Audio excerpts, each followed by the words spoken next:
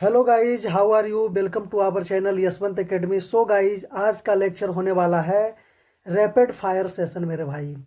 तो Delhi police constable का 18 दिसंबर से जो भी एग्ज़ाम हुए हैं दिल्ली कांस्टेबल का, जितने भी शिफ्ट में, लगभग वो सब शिफ्ट इस वीडियो में कवर कर दी जाएगी मेरे भाई।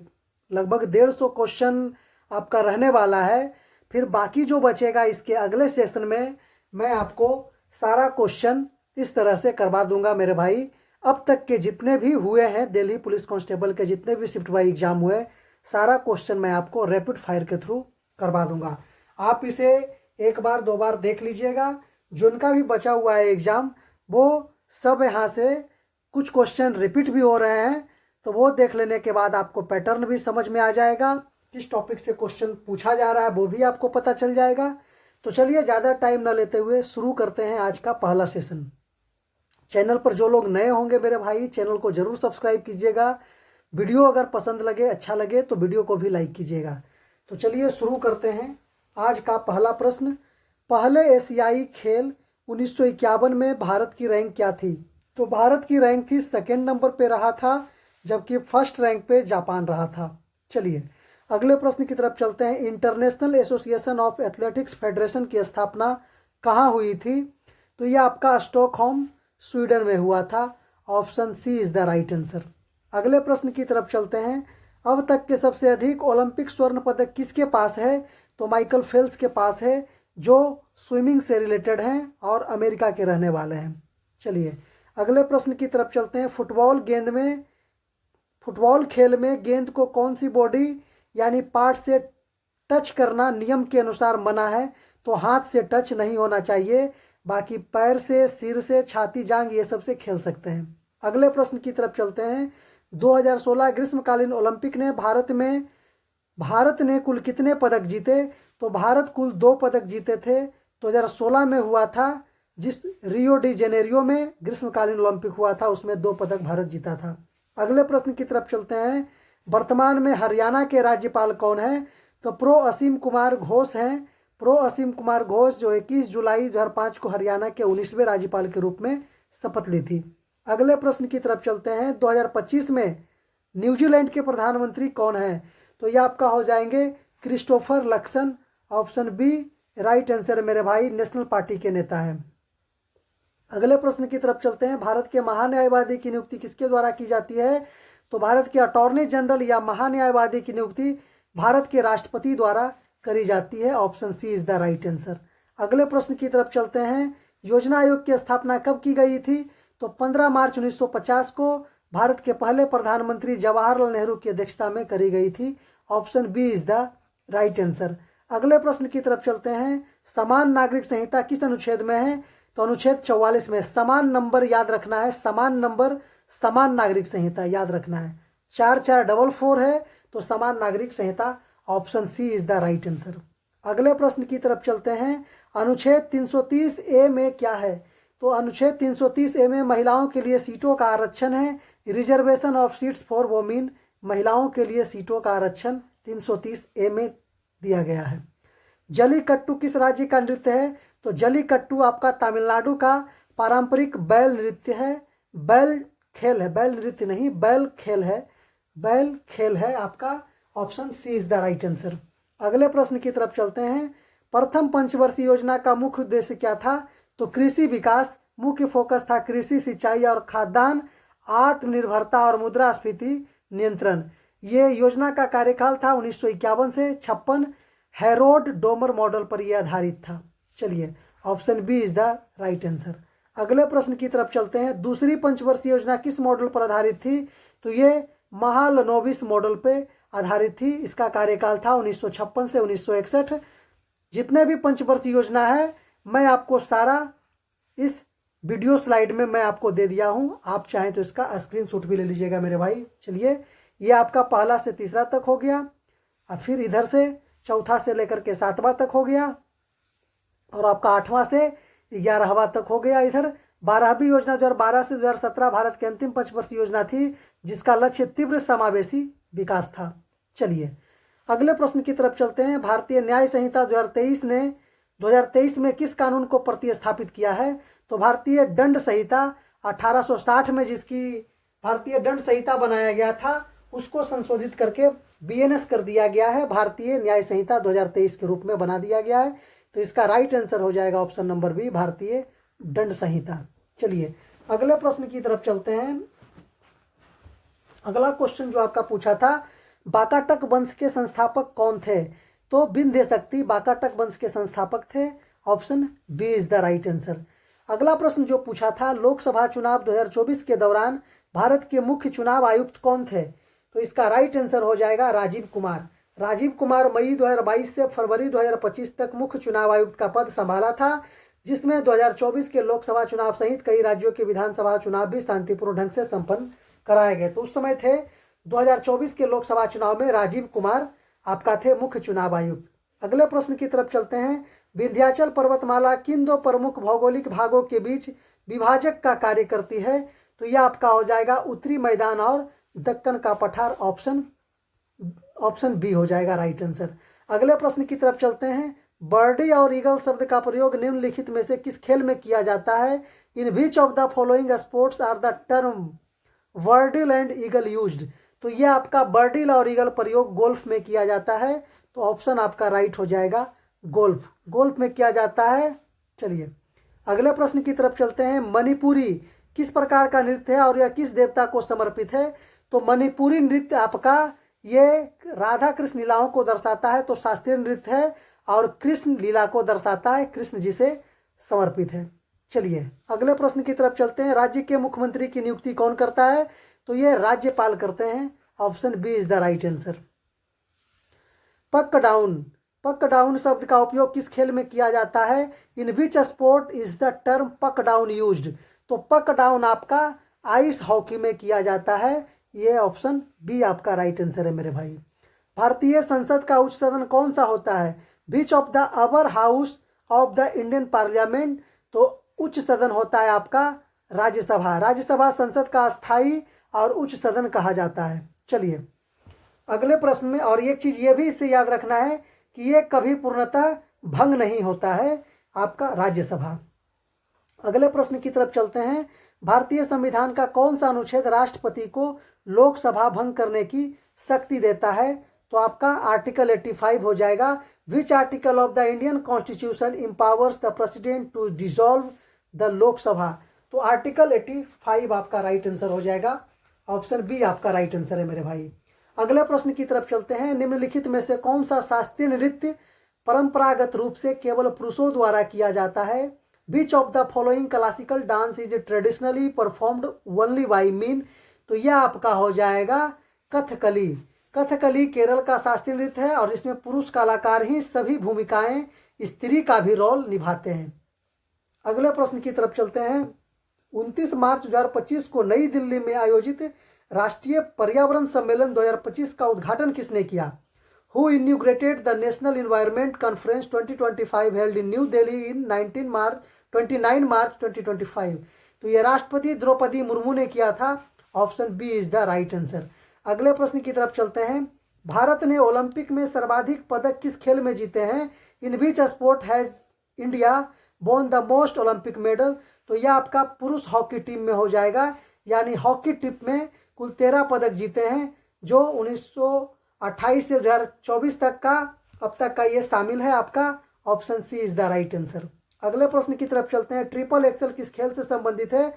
तो ट्रिपल एक्सल आपका फिगर स्केटिंग से संबंधित है। फिगर स्केटिंग की सबसे कठिन जंप है। चलिए एक और अश्वत्थामा पुस्तक के मूल रूप से किस भाषा में लिखी गई है? तो ये डोगरी भाषा में लिखी गई है, ऑप्शन डी। कमेंट में बताएंगे डोगरी किस राज्य की भाषा है, किस राज्य या केंद्र शासित प्रदेश की भाषा है बताएंगे।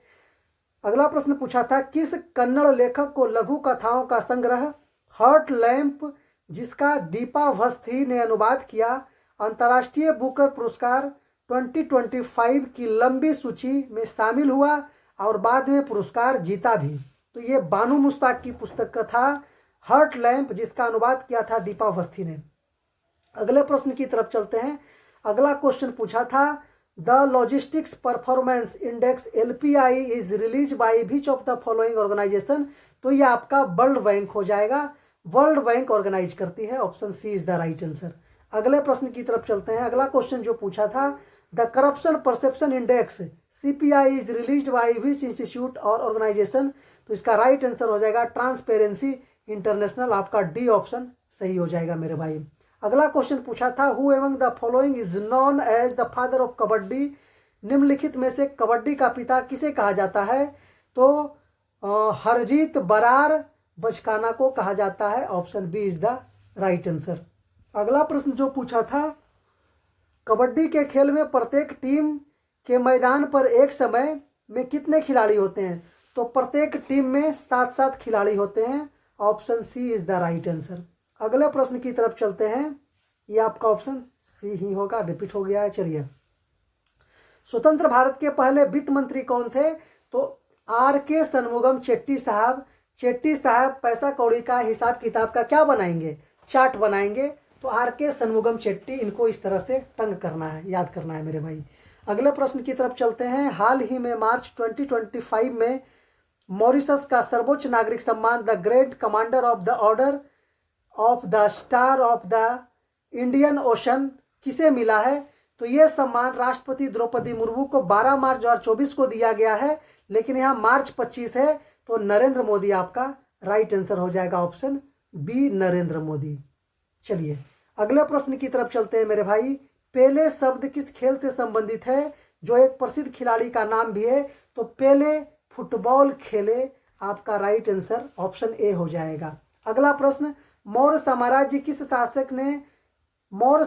के किस शासक ने बौद्ध धर्म का विस्तार बाहरी देशों में किया।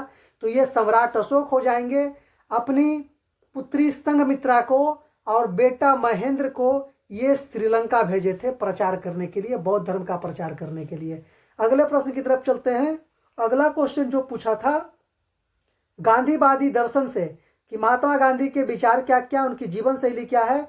तो ये सत्य पर विश्वास करते थे, अहिंसा पर, सत्याग्रह पर, सर्वोदय पर, स्वदेशी पर, अस्तेय पर और ब्रह्मचर्य और आत्मसंयम, इन सब विचार पे महात्मा गांधी कार्य करते थे। चलिए, अगला क्वेश्चन पूछा था तराइन का युद्ध से। तो 2 युद्ध हुए थे पृथ्वीराज चौहान और मोहम्मद गौरी के बीच। प्रथम युद्ध हुआ था 1191 में, इसमें पृथ्वीराज चौहान की जीत हुई थी। द्वितीय युद्ध हुआ था 1192 में, इसमें मोहम्मद गौरी की जीत हुई थी। अगला प्रश्न पूछा था, वर्तमान में लोकसभा के अध्यक्ष कौन है। तो ओम बिरला साहब हैं। चलिए, अगले प्रश्न की तरफ चलते हैं। पेनल्टी कॉर्नर शब्द किस खेल से संबंधित है। तो पेनल्टी कॉर्नर आपका हॉकी से संबंधित है। Option C is the right answer. अगले प्रश्न की तरफ चलते हैं। निम्नलिखित में से कौन अंतिम शक्तिशाली मुगल शासक था। तो आपका औरंगजेब राइट आंसर हो जाएगा। ऑप्शन सी मेरे भाई। अगले प्रश्न की तरफ चलते हैं। Who was the first Indian women to win a gold medal at the Paralympic games. तो अवनी लखेरा हो जाएगा। ऑप्शन सी आपका राइट आंसर। अगला क्वेश्चन पूछा था, जनवरी 2025 में भारतीय संसद के दोनों सदनों की संयुक्त बैठक को किसने संबोधित किया। तो आपका राष्ट्रपति द्रौपदी मुर्मू ने संबोधित किया। आपका ऑप्शन बी राइट आंसर है मेरे भाई। 1191 के आर्थिक सुधारों का प्राथमिक लक्ष्य क्या था। तो यह था अर्थव्यवस्था को एक वैश्विक और प्रतिस्पर्धी अर्थव्यवस्था बनाना। Option B is the right answer.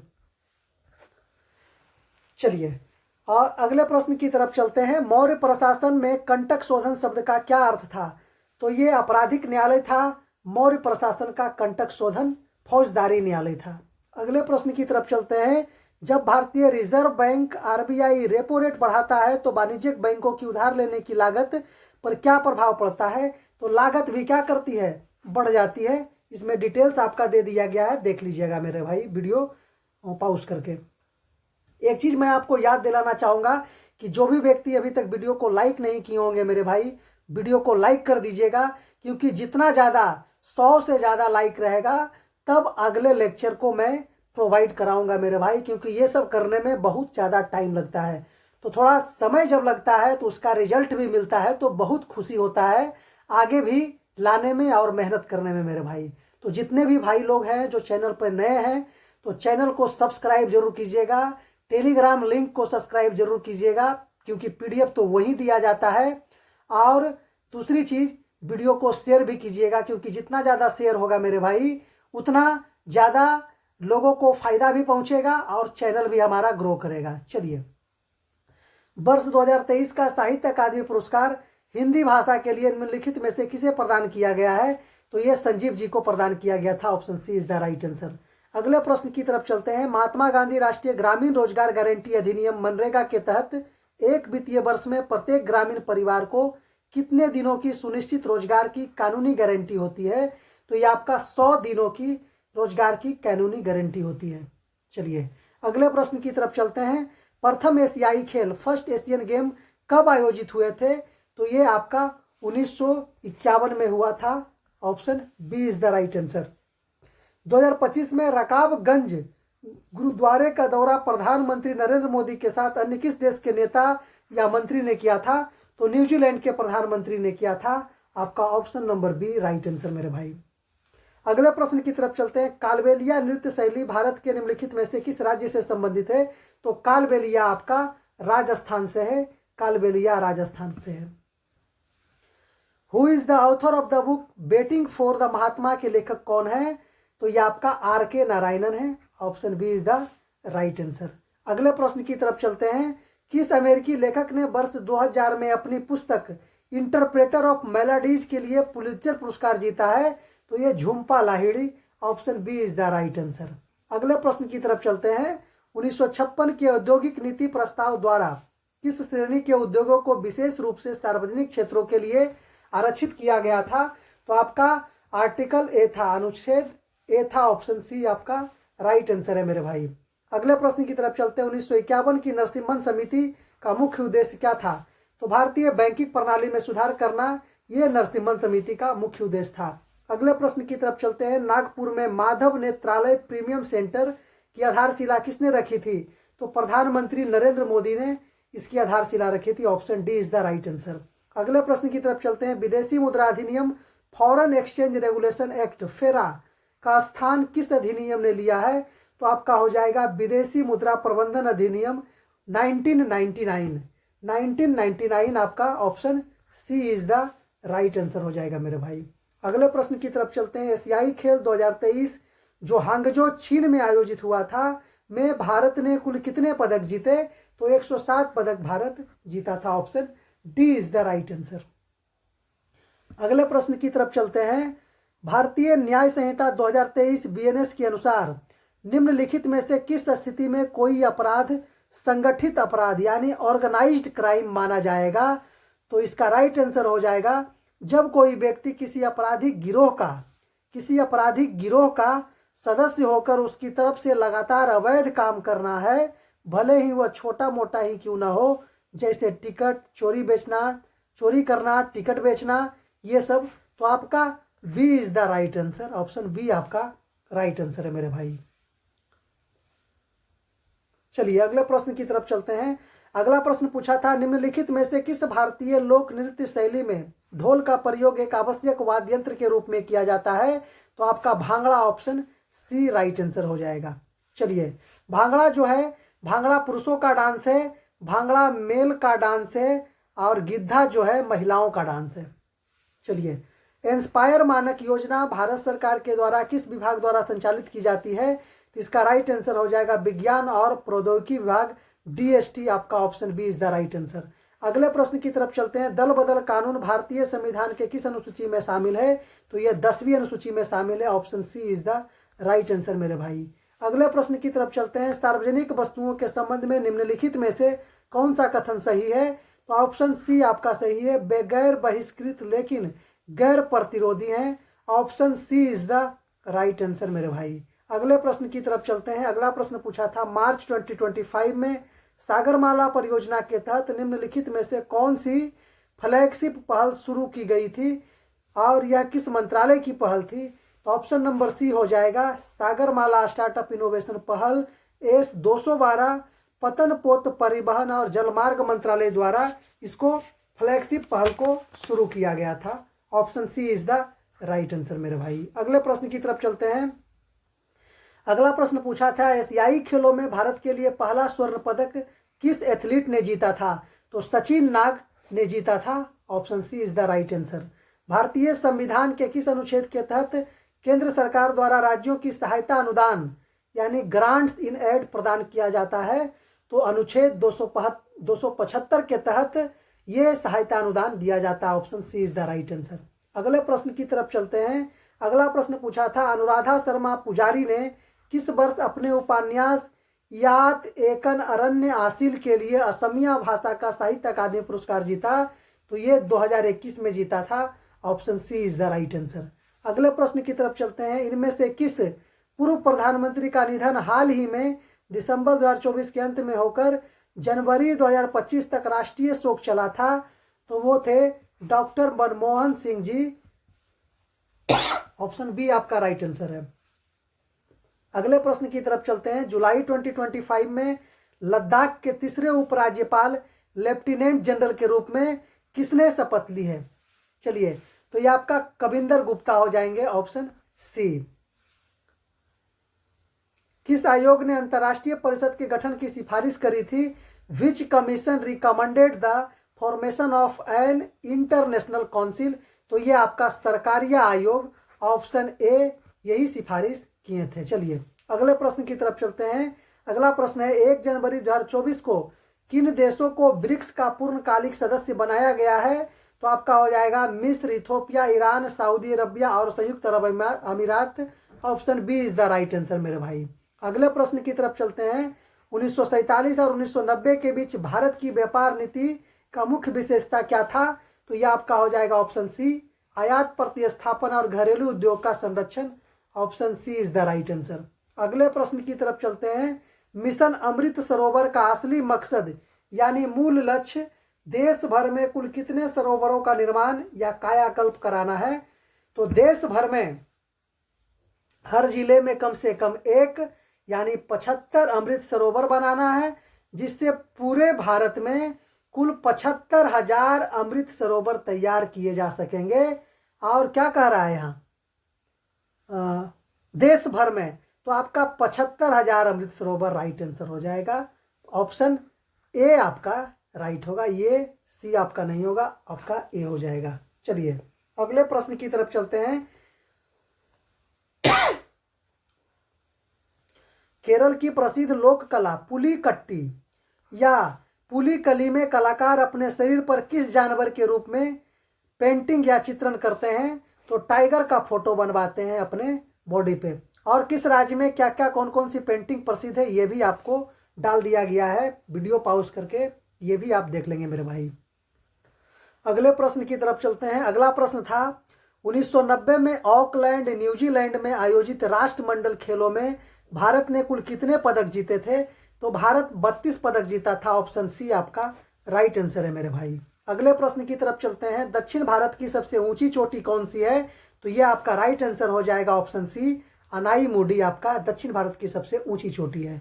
अगले प्रश्न की तरफ चलते हैं। कबड्डी के मैदान में लॉबी एरिया की चौड़ाई कितनी होती है? तो 1 मीटर होता है। और भी खेल आपका badminton, basketball, volleyball, football, tennis, ये सब का भी लॉबी एरिया की चौड़ाई के बारे में आपको दे दिया गया है, ये भी वीडियो पॉज करके देख लीजिएगा मेरे भाई। अगले प्रश्न की तरफ चलते हैं। सेलेस्टियल बॉडीज को 2019 में अंतर्राष्ट्रीय बुकर पुरस्कार मिला था। इस क्वेश्चन आया था कि सेलेस्टियल बॉडीज को 2019 में कौन सा प्राइज मिला है? तो अंतर्राष्ट्रीय बुकर पुरस्कार मिला है। इसकी लेखिका जोखा अलहरथी, जोखा अलहरथी इनकी लेखिका है। तो क्वेश्चन यहां से आया था। चलिए अगले प्रश्न की तरफ चलते हैं। भारत में प्रथम पंचवर्ष योजना कब शुरू की गई थी? तो 1951 से 56 इसका कार्यकाल था। चलिए अगले प्रश्न की तरफ चलते हैं। यह मॉडल था हेरोड डोमर मॉडल पर आधारित था और इसका जो टारगेट था कृषि पर आधारित था।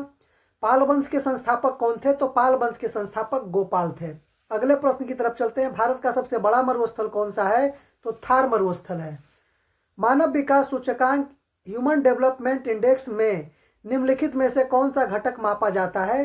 तो ऑप्शन बी हो जाएगा जीवन प्रत्याशा, शिक्षा और जीवन स्तर प्राप्ति प्रति व्यक्ति आय। Option B is the right answer. अगले प्रश्न की तरफ चलते हैं।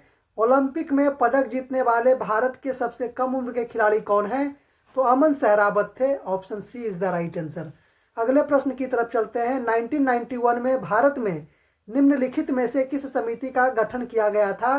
तो आपका नरसिम्हन समिति का गठन जो बैंकिंग क्षेत्र में सुधार के लिए जाना जाता है। Option number A is the right answer. अगले प्रश्न की तरफ चलते हैं।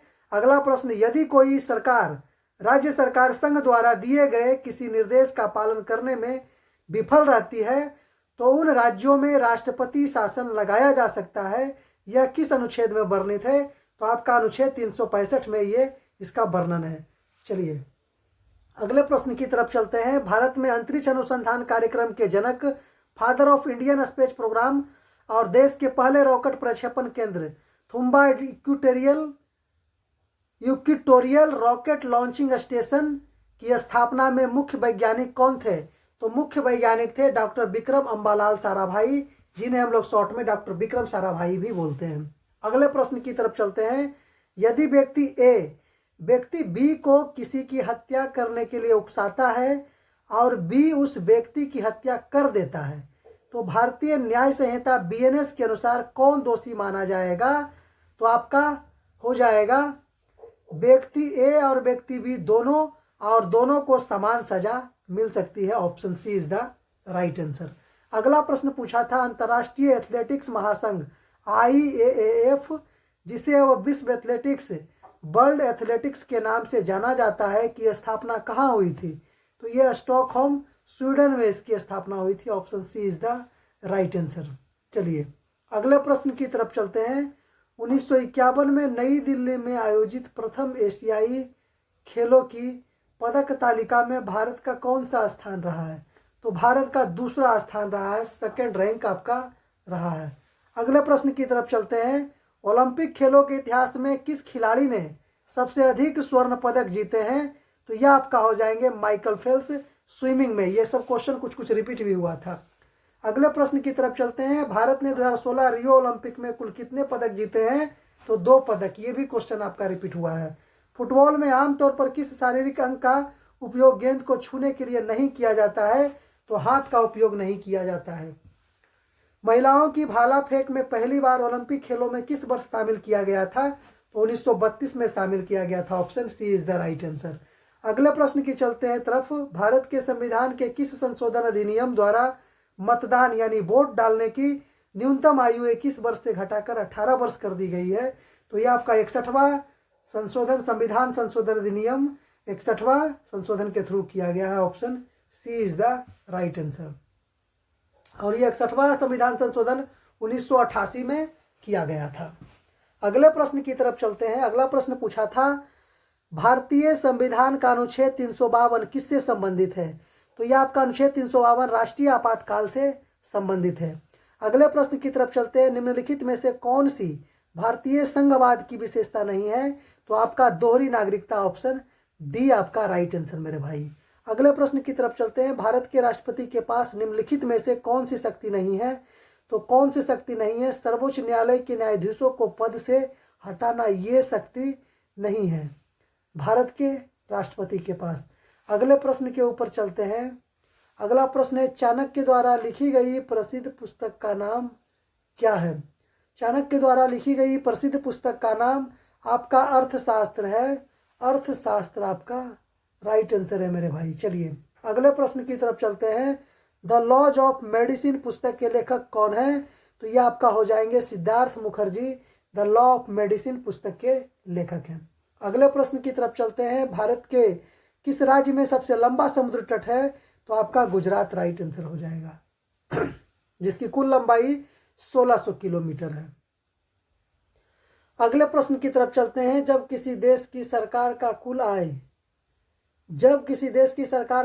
आय उसके कुल आय यानी उधार को छोड़कर खाली स्थान से अधिक है ना, छोड़कर किससे अधिक हो जाता है? कुल आय से अधिक हो जाता है तो यह स्थिति को क्या कहा जाता है? थोड़ा सा उधार को छोड़कर, मतलब किससे अधिक नहीं, उधार को छोड़कर कुल आय से अधिक हो जाता है, इस स्थिति को क्या कहा जाता है? तो इसको राजकोषीय घाटा कहा जाता है। Option C is the right answer. अगले प्रश्न की तरफ चलते हैं। लॉरेंज वक्र क्या दर्शाता है? तो लॉरेंज वक्र आय वितरण और आर्थिक असमानता को दर्शाता है। अगले प्रश्न की तरफ चलते हैं। अगला क्वेश्चन जो पूछा था, प्रधानमंत्री जनधन योजना का मुख्य लक्ष्य क्या है? तो देश के प्रत्येक परिवार को न्यूनतम एक बैंक खाता खोलने की सुविधा प्रदान करके वित्तीय समावेशन सुनिश्चित करना। ये आपका ऑप्शन बी राइट आंसर है मेरे भाई। अगले प्रश्न की तरफ चलते हैं। अगला क्वेश्चन जो आपका पूछा था, पीएम किसान योजना में किसानों को वित्तीय सहायता कैसे मिलती है? तो डीबीटी के माध्यम से सीधे बैंक खाते में मिलती है। Option C is the right answer. अगले प्रश्न की तरफ चलते हैं। 1987 महाराष्ट्र कैडर के वह सेवानिवृत्त आईएएस अधिकारी कौन है जिन्हें भारत सरकार में भूमि संसाधन सचिव secretary department of land resources बनाया गया है? तो अजय तिर्की जी को बनाया गया है। अगले प्रश्न की तरफ चलते हैं। भारतीय संविधान के किस अनुच्छेद में समान नागरिक संहिता का उल्लेख है? तो अनुच्छेद 44 में आपका समान नागरिक संहिता का अनुच्छेद है। ये भी क्वेश्चन आपका रिपीट हुआ है मेरे भाई। अगले प्रश्न की तरफ चलते हैं। ईद उल फितर का समापन किस पर होता है? तो सब्बाल के पहले दिन में ईद उल फितर का समापन हो जाता है। अगले प्रश्न की तरफ चलते हैं। अगला प्रश्न पूछा था, सत्रिया नृत्य भारत के किस राज्य का शास्त्रीय नृत्य है? तो सत्रिया असम की त्रिया, सत्रिया असम की त्रिया बताए थे ना आपको। चलिए अगले प्रश्नों की तरफ चलते हैं। स्वयं सहायता समूह एसजीएस ने महिलाओं की आत्मनिर्भरता को बढ़ावा देने के लिए मुख्य रूप से कौन सी सरकारी योजना के कार्यान्वयन में महत्वपूर्ण भूमिका निभाती है, जिसका उद्देश्य ग्रामीण परिवार कल्याण को अस्थायी आजीविका के लिए अवसर प्रदान करना? तो यह ऑप्शन आपका सी हो जाएगा, राष्ट्रीय ग्रामीण आजीविका mission. Option C is the right answer. चलिए अगले प्रश्न की तरफ चलते हैं। अगला प्रश्न पूछा था, Namaste national action for mechanised sanitation ecosystem योजना के तहत स्वच्छता किट पीपीई किट किस केंद्रीय मंत्री ने वितरित करी थी? तो ये सामाजिक न्याय और अधिकारिता मंत्री डॉक्टर वीरेंद्र कुमार ने इसे वितरित किया था। अगले प्रश्न की तरफ चलते हैं। जनवरी 2025 में उत्तर प्रदेश दिवस समारोह के दौरान उपराष्ट्रपति जगदीप धनखड़ के साथ उत्तर प्रदेश के राज्यपाल के पद पर कौन कार्यरत थे? तो उस समय थे आनंदीबेन पटेल, उत्तर प्रदेश के राज्यपाल पद पर कार्यरत थे। अगला क्वेश्चन पूछा था, लोकसभा की बैठकें किसके द्वारा आहूत यानी बुलाई जाती है? तो भारत के राष्ट्रपति द्वारा बुलाई जाती है। Option D is the right answer. अगले प्रश्न की तरफ चलते हैं। ओडिसी नृत्य भारत के किस राज्य का शास्त्रीय नृत्य है? तो ओडिसी नृत्य आपका ओडिशा का शास्त्रीय नृत्य है। ऑप्शन डी राइट आंसर था। भारत ने हाल ही में संपन्न हुए 2024 ग्रीष्मकालीन ओलंपिक पेरिस में कुल कितने पदक जीते थे? तो कुल 6 पदक जीते थे। कुल 6 पदक जीते थे भारत ने। अगले प्रश्न की तरफ चलते हैं। वीडियो कॉल में स्क्रीन शेयरिंग का मुख्य उद्देश्य क्या होता है? तो कॉल में भाग लेने वालों के बीच अपने डिवाइस की स्क्रीन पर चल रही सामग्री जैसे दस्तावेज, प्रस्तुतियां या एप्स को लाइव दिखाना। ये आपका वीडियो कॉल स्क्रीन शेयरिंग के जरिए दिखाया जाता है, उसी का मुख्य उद्देश्य है। अगले प्रश्न की तरफ चलते हैं। अगला प्रश्न पूछा था, नीति निर्देशक तत्व कौन से देश से लिए गए हैं? तो ये आपका आयरलैंड से लिया गया है। अनुच्छेद 36 से 51। अगले प्रश्न की तरफ चलते हैं। स्वर्णिम अनुच्छेद कौन सा है? तो स्वर्णिम अनुच्छेद अनुच्छेद 14, आर्टिकल 19 और आर्टिकल 21 है। आपका गोल्डन ट्रायंगल आर्टिकल है। चलिए अगले प्रश्न की तरफ। यहाँ लावनी होना चाहिए। लावनी नृत्य कहाँ से है? तो लावनी मुख्य रूप से महाराष्ट्र का लोक नृत्य है, प्रसिद्ध लोक नृत्य है। संविधान का विरोध किसने किया था? तो आरएसएस ने संविधान का विरोध किया था। आरएसएस, जिसे राष्ट्रीय स्वयंसेवक संघ कहा जाता है, इन्होंने संविधान का विरोध किया था। अगले प्रश्न की तरफ चलते हैं। आर्टिकल 77 किससे संबंधित है? तो आर्टिकल 77 भारत सरकार के कार्य संचालन से संबंधित है। चलिए अगले प्रश्न की तरफ चलते हैं। कुचिपुड़ी नृत्य कहाँ का है? तो कुचिपुड़ी नृत्य आंध्र प्रदेश का है। आंध्र प्रदेश का कुचिपुड़ी नृत्य है। चलिए अगले प्रश्न की तरफ चलते हैं। AQI का फुल फॉर्म क्या है? तो AQI का full form air quality index होता है। चलिए वायु गुणवत्ता सूचकांक जिसे हिंदी में कहते हैं। अगले प्रश्न की तरफ चलते हैं। ओलंपिक में पहला व्यक्तिगत गोल्ड मेडल भारतीय विजेता कौन था? ओलंपिक में पहला व्यक्तिगत गोल्ड मेडल जीता था कौन था? ओलंपिक में पहला व्यक्तिगत स्वर्ण पदक जीतने वाले अभिनव बिंद्रा है। कौन है? अभिनव बिंद्रा है। अगले प्रश्न की तरफ चलते हैं। तीसरी पंचवर्षीय योजना के बारे में किसके बारे में बताया गया है? तो तीसरी पंचवर्षीय योजना 1961 से 66 तक चली। मुख्य रूप से कृषि और गेहूं उत्पादन में सुधार, आत्मनिर्भरता हासिल करने और औद्योगिकरण पर केंद्रित थी। लेकिन भारत सरकार क्या हुआ? भारत चीन युद्ध 1962 में हुआ था और पाकिस्तान के साथ युद्ध 1965 में हुआ था। और यही योजना क्या था? सूखे जैसी भी स्थिति उत्पन्न हो गई थी, जिससे तीसरी पंचवर्षीय योजना के बाद योजना अवकाश लग गया था। अगला प्रश्न कह रहा है कौन सी पंचवर्षीय योजना में थी जिनमें सूखा पड़ गया था? तो तीसरी पंचवर्षीय योजना 1961 से 66, इसी में सूखा पड़ गया था और 2 युद्ध भी हुआ था। नीति निर्देशक तत्व कौन से देश से लिए गए हैं? तो यह आपका आयरलैंड से लिया गया है, directive principle of state policy. अगले प्रश्न की तरफ चलते हैं। रुक्मणी देवी भरतनाट्यम से संबंधित है, वे किस पुरस्कार इनको मिला? कौन से वर्ष में पुरस्कार मिला है? तो इनको 1957 में संगीत नाटक अकादमी पुरस्कार मिला, 1967 में भी संगीत नाटक अकादमी फेलोशिप मिला, 1956 में पद्म भूषण मिला। तो इस तरह से इनको पुरस्कार मिला है। अगले प्रश्न की तरफ चलते हैं। स्वर्णिम अनुच्छेद कौन सा है? तो 14, 19, 21 ये रिपीट हो गया है। लावनी आपका महाराष्ट्र का है। ब्रिक्स की पहली बैठक कहाँ हुई थी? तो ब्रिक्स की पहली बैठक रूस के येकातेरिनबर्ग में शहर में हुई थी। ओलंपिक में पहला गोल्ड मेडल भारतीय विजेता कौन था? अभिनव बिंद्रा थे। संविधान का विरोध आरएसएस ने किया था। 77 आपका अनुच्छेद वो थोड़ा सा स्लाइड मतलब कि ना वो हट नहीं पाया है तो रिपीट हो गया है, तो इसको कारण से चलिए दोबारा आ रहा है तो आपको याद ही हो जाएगा, कोई दिक्कत नहीं है। तो अनुच्छेद 77 आपका भारत सरकार के कार्य संचालन से संबंधित है। अगले प्रश्न की तरफ चलते हैं। कुचिपुड़ी आपका आंध्र प्रदेश का नृत्य है। AQ air quality index, Olympic पहला गोल्ड मेडल अभिनव बिंद्रा ने जीता है। तीसरी पंचवर्षीय योजना 1961 से 1966 तक में कौन सी पंचवर्षीय योजना में सूखा पड़ गया था? तो तीसरी पंचवर्षीय योजना ही था, इसमें सूखा पड़ा था। चलिए तो यहाँ तक आपका इस वीडियो में यहाँ तक ही। आपको इस वीडियो का रिस्पॉन्स कैसा आता है उसके बाद अगला भी सारा डिटेल्स लगभग 150 से 200 फिर से वीडियो में आपको फिर से क्वेश्चन आपको मैं डाल दूंगा मेरे भाई, जो भी एग्जाम में पूछा गया है। तो आज भर के लिए इतना ही। Good day, have a nice day. अपना ध्यान रखिएगा और एग्जाम अच्छी तरह से दीजिए।